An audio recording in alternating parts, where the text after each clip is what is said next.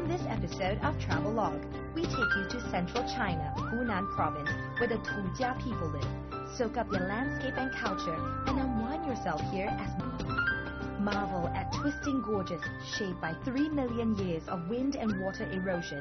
Nature lovers indulge in the beauty of its steep cliffs, lush forests, ancient vines, and rough trails. Expand your boundaries with Travelogue.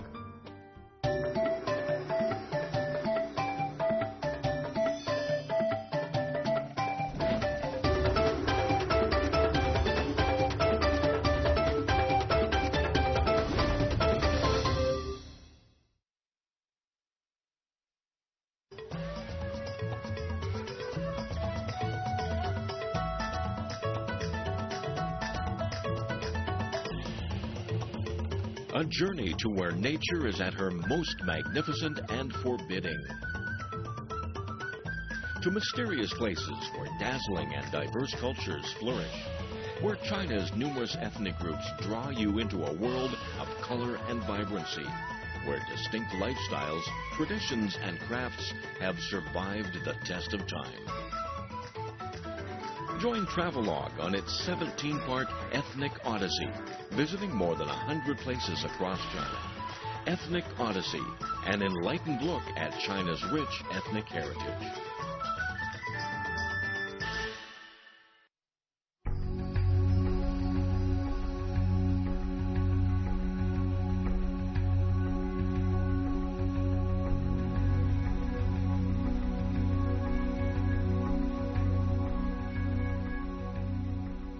Variety of its landscape and diversity of its peoples. Welcome to Travelogue's Ethnic Minority Special. And today, in the geographic center of China, Hunan province, there is a unique local culture, and that's the TUJIA ethnic minority. These people call themselves the local peoples, literally. And today, we're going to explore their landscape and their lifestyles. Feel the serenity and also the excitement. Welcome to Travelogue. I'm Yen! I'm Yen!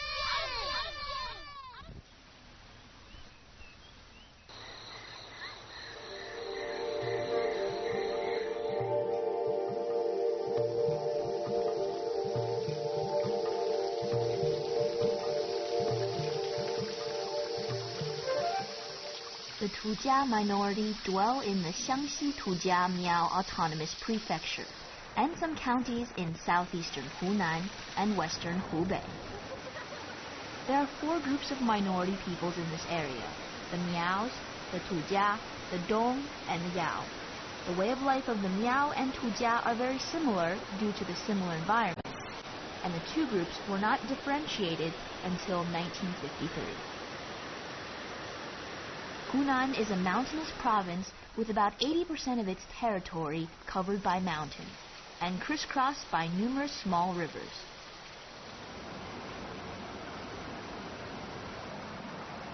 Zuolong Gorge is one such challenging natural barrier.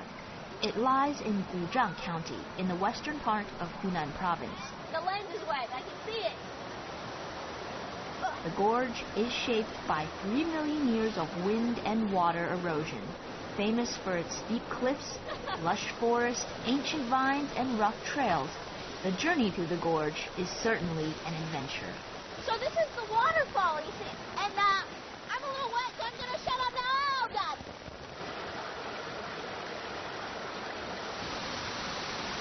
So we just passed by over there. I'm wet. How's the cameraman doing? After 5 hours of climbing, I can't imagine anyone not being exhausted. But the scenery is certainly worth it. God bless. The houses of the TUJIA are very functional and similar to those of the Miao. The stilts of these homes allow the people to build houses above mountains and over rivers.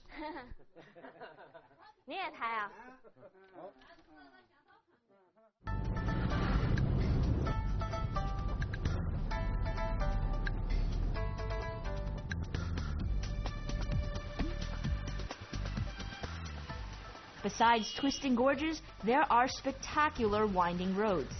The Aizhai Highway is a pretty strange sight, turning at sharp angles in the mountains. The highway runs from bottom to top of the mountain, nearly on one face. This proves the craftiness of the minority people and is a wonder in construction.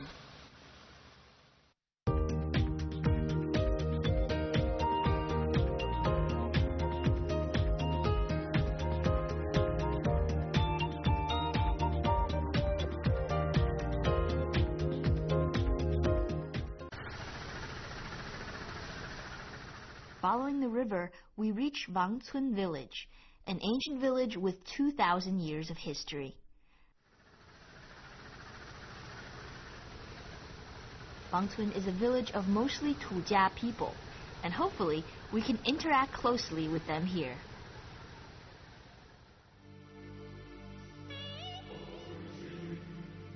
Wang in Chinese means king, and the ancient village was the capital for the TUJIA king.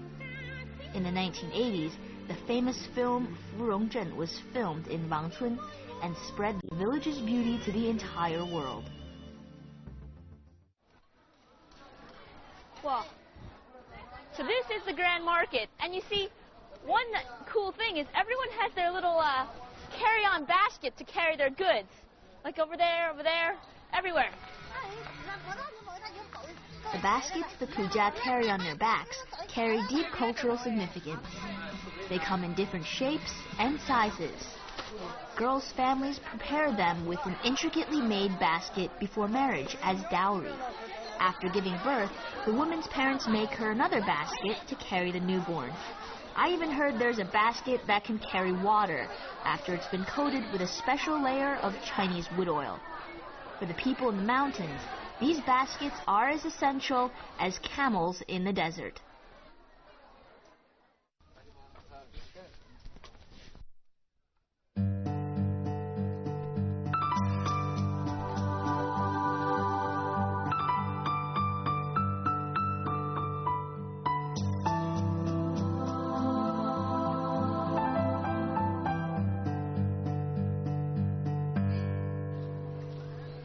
In Wangcun, sometimes looking at the faces of the children or the elderly hanging out by their houses gives us a sense of what it means to be TUJIA.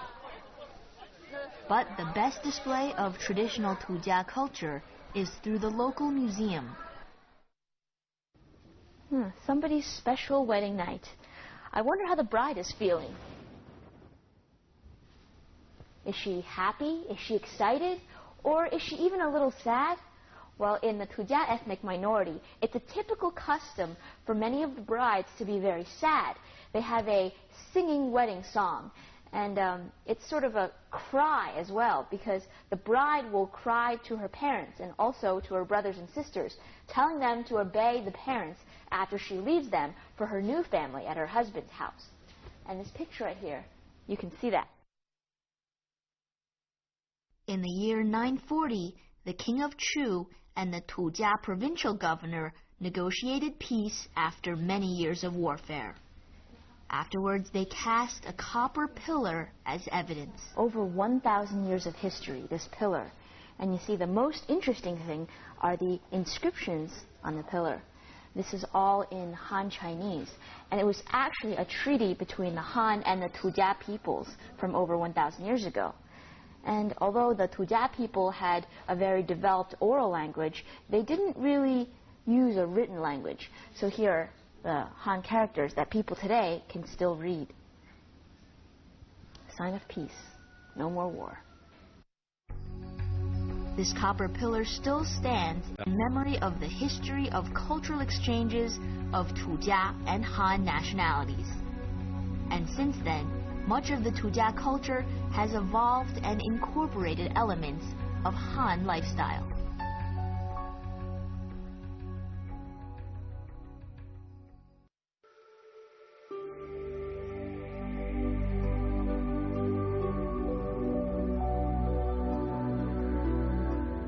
On our journey, we also witnessed another unique sight. In few places have I ever seen the red rocks and soil that remind us of Jurassic Park, taking us back to the land of dinosaurs. Different shades of red and different layers meshed in between. The red rocks are over 450 million years old.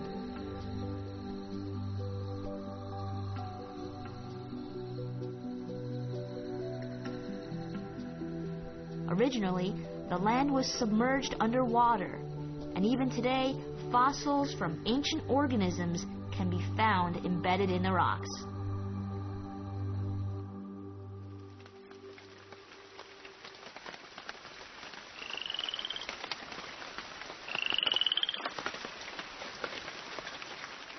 And as another center of Tujia culture, we found a small village called Shuangfeng, or Double Phoenix. Feng in Chinese is phoenix, the mythical bird of good omen. Traditionally, the center of every village was the performance center, and that was where the ceremonial sacrifices were performed. The Tujia people are religious people who believe in spirits and in the gods.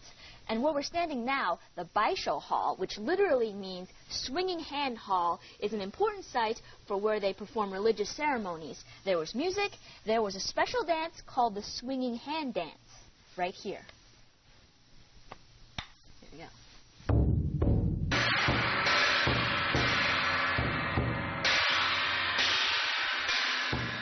Here, you can see the Baishou dance, and it depicts such things as hunting, agricultural activities, battling, and feasting in life.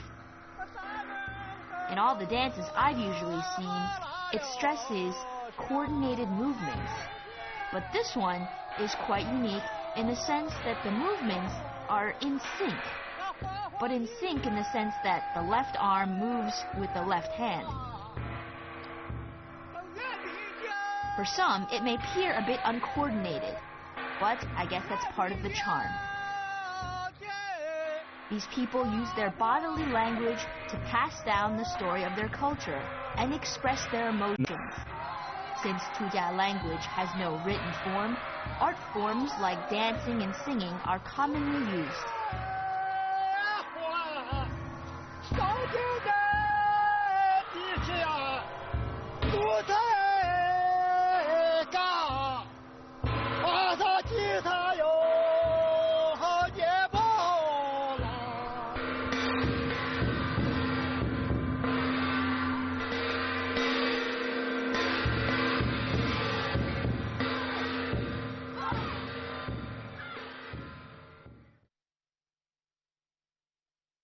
This may just look like hay to you, but actually, it's a very important part of a costume for a ritual dance that will be performed later.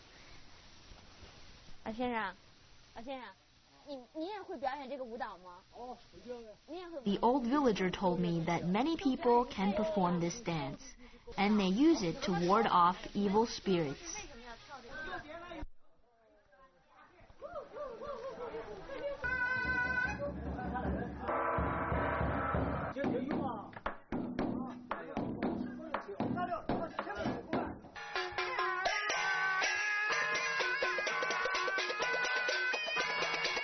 Maogusi is the primitive drama of the Tujia people. The dance originated from sacrificial ceremonies. Maogusi in the traditional language means old man, and I suppose it refers to the ancient man's relationship with the natural world. A complete performance of this dance takes 6 days. That just proves that their history and culture cannot be summed up very simply. But talk is just talk. Let's take a look at the dance itself.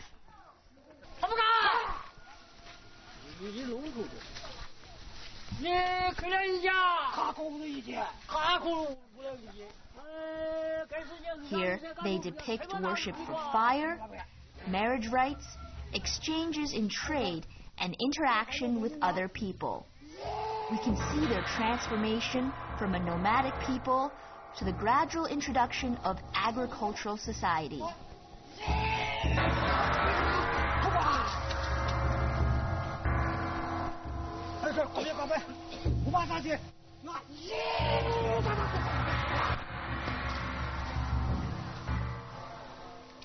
From anyone in the modern world's perspective, this performance is just too pure.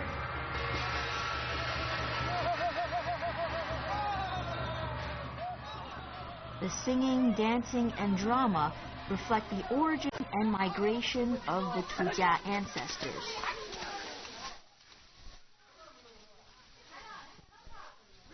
Dance is primitive, but really it seems like a living history book, documenting the TUJIA's lifestyle.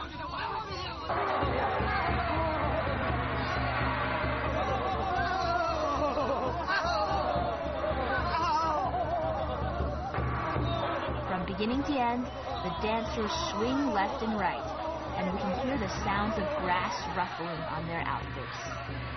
Sometimes the performance is hilarious, and other times it's quite real.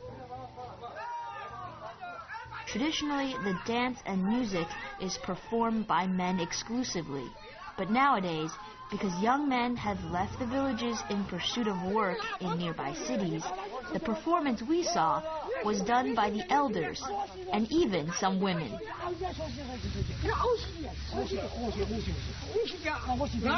Although it wasn't in its most original form, it was nonetheless interesting.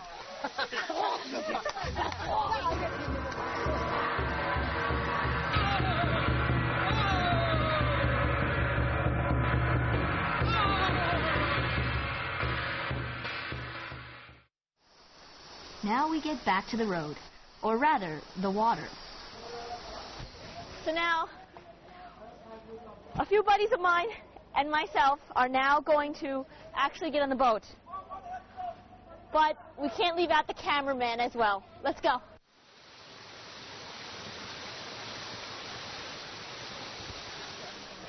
Our driver here says after another 30 minutes, we're going to see some real water. Right now I could just sort of sit, relax.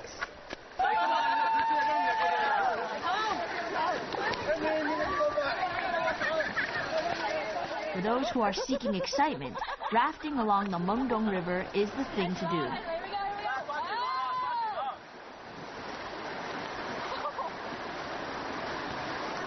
Mengdong River can be called a source of TUJIA culture, as its waters have nursed the TUJIA people for over 2,000 years. June and July are the rainy season in Hunan, and with a good amount of rainfall. Luckily, we are just in time to catch the rain.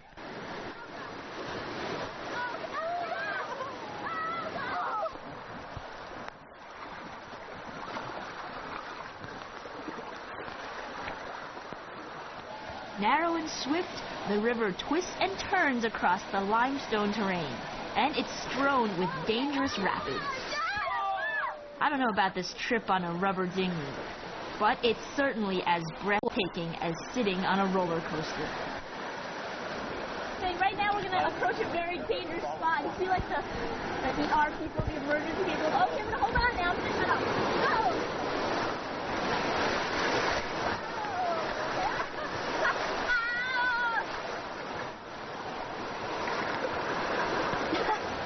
I don't know what to say. We're okay. We're okay.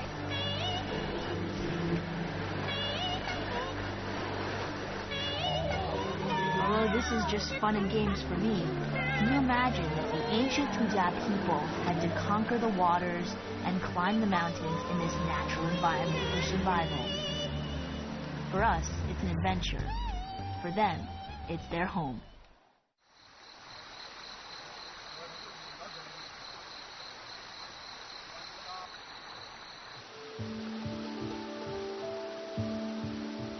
In the secluded mountains, TUJIA people have a tradition of self-sufficiency, producing all the things they need themselves.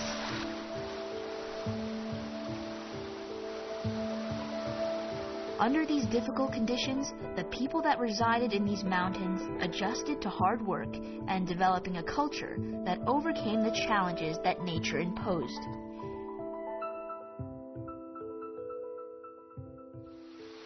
The land of the TUJIA is certainly beautiful, but a challenge to navigate. Don't forget to bring an umbrella, a good pair of boots, and a raincoat. Amongst the rocky mountains and flowing waters, we can hear the gentle Liusha waterfall.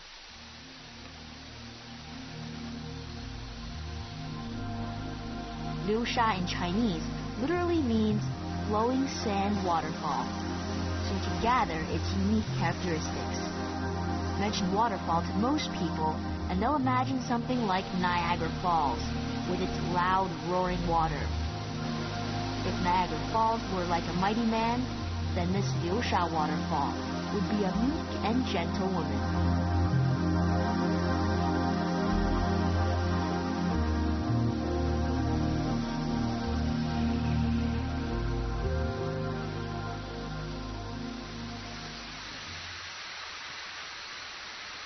So here we are right under China's longest waterfall. You see, running all the way from up there. And most surprisingly is we can actually get a different perspective from going under or behind the waterfall and getting a glimpse of this sort of large sprinkler.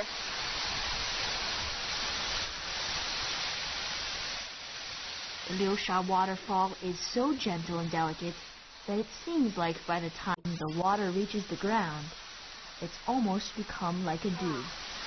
Now isn't that refreshing?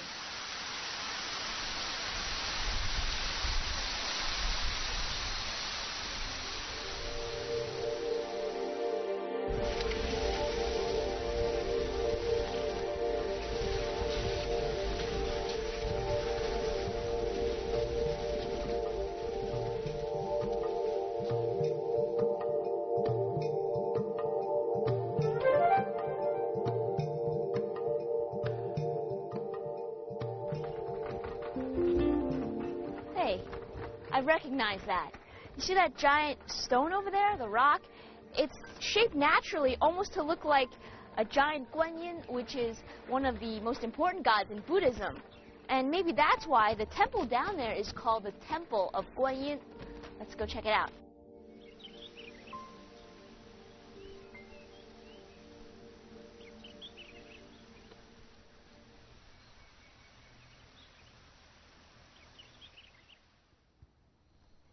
You might notice that behind me is the Temple of Guanyin. Now, Guanyin is one of the most important gods in Buddhism.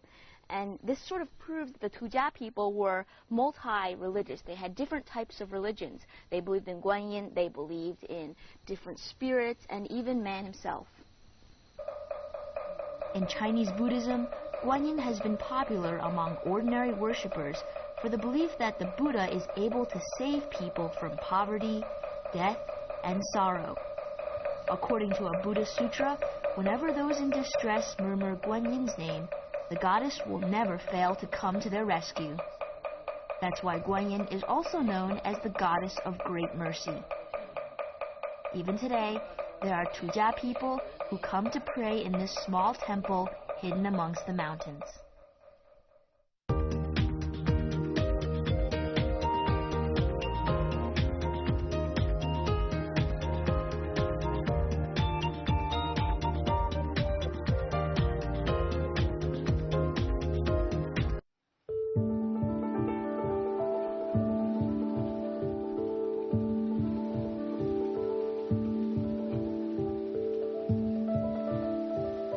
Our final stop is Fenghuang, one of the most picturesque small towns in China.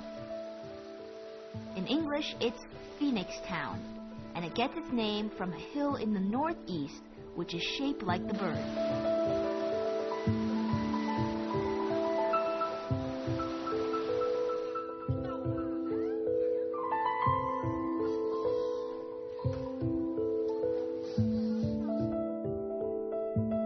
Fenghuang, we find traditional suspended houses. These are two-story wooden structures whose lower stories are supported by several heavy logs standing tilted on the ground, and whose large, wide upper stories lean over the river. Just close your eyes and imagine this place. An emerald green river running peacefully along the old city. Lush green mountains reflected in the water, and beside the river, wooden houses occasionally puffing out some smoke. Silent and serene most of the time, every once in a while, the giggles of young people washing in the river and the songs of fishermen fill the air. After the founding of the People's Republic of China in 1949, the central government initiated a process of identification of distinct ethnic minorities across the country. After 4 stages of this process, the government identified 55 unique ethnic minorities, along with the Han majority. The government then established minority autonomous prefectures to protect and preserve minority culture, allowing them to flourish into the future. Xiangxi TUJIA Miao Autonomous Prefecture has always been a mysterious place. Hidden here are secrets, unexpected sights, and numerous stories. It's from the beautiful landscape that we come to understand the TUJIA people. And you know, they have aspects of their own culture, but also have blended aspects of the Han culture into their own, making for a more beautiful China. Thanks for watching Travelogue, and see you next time.